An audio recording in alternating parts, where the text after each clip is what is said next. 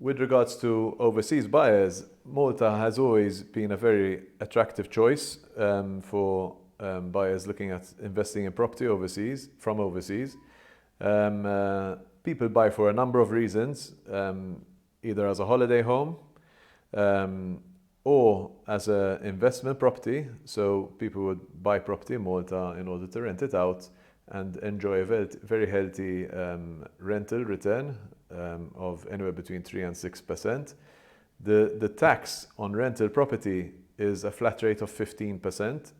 So if you look at the return, the capital growth of about 6% per annum, and you look at the fact that there are no property taxes and no council taxes, so there are no annual expenses associated with owning the property, you can see why obviously investing in property in Malta has been very attractive. Over the years, we've had clients who came to Malta, started off with a holiday home, and ended up purchasing a portfolio of a number of properties, which we manage for them, and they get a very healthy return on a very healthy capital growth over a period of time, and they've done extremely well. And the third reason why a number of buyers from overseas invest here is for residence purposes or citizenship purposes. So Malta has always offered very attractive residence programs. These have been offered since the 60s. The programs have evolved over the years. Some are tax related, some are not tax related.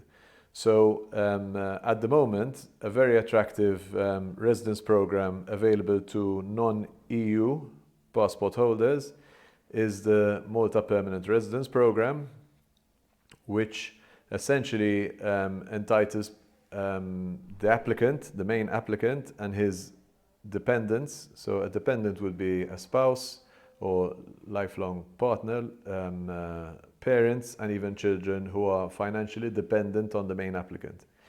So the Malta Permanent Residence Program will entitle the main applicant and his dependents to residence status in Malta, and as long as you satisfy the criteria, you retain that residence status for life. So it is an extremely attractive program.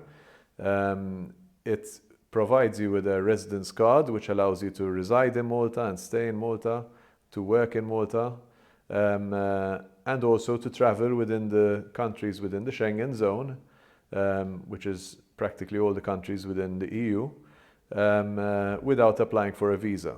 So somebody traveling from a non-EU country into any of the Schengen zone countries can enter without the need to apply for a visa. So obviously, besides the fact that you can stay in Malta, it's very convenient from a travel perspective for people who travel for work or for people who just want to be able to travel for holiday without the hassle of applying for visas.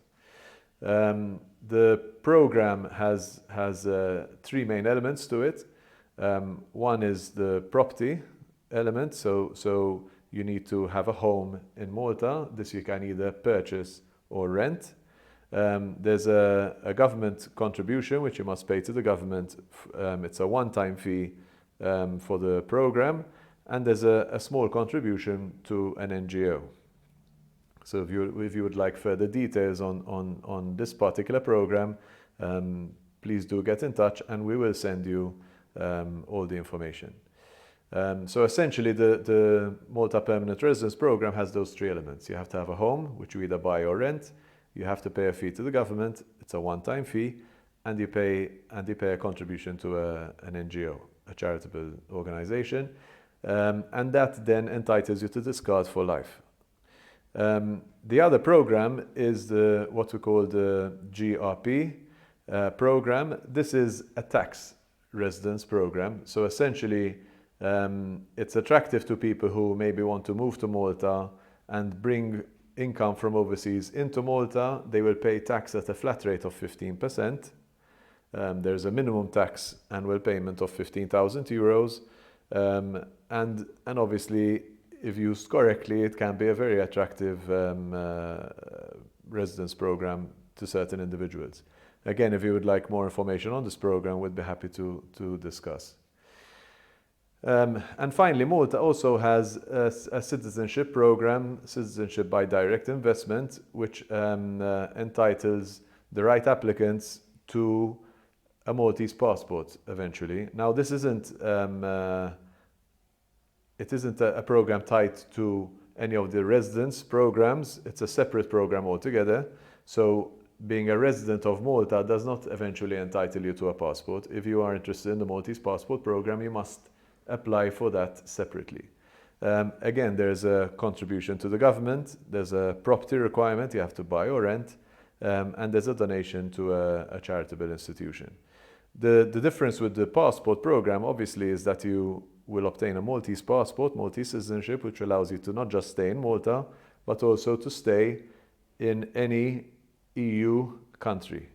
So you can live in any of the countries within the EU, and you have visa-free travel to a very wide range of countries using the Maltese passport.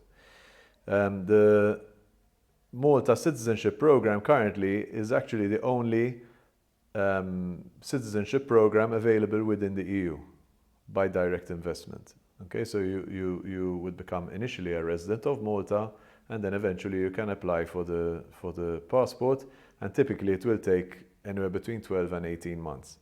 There is an option to do it over a longer period of time, but again, if you would like details on these, more specific details on these programs, please do get in touch.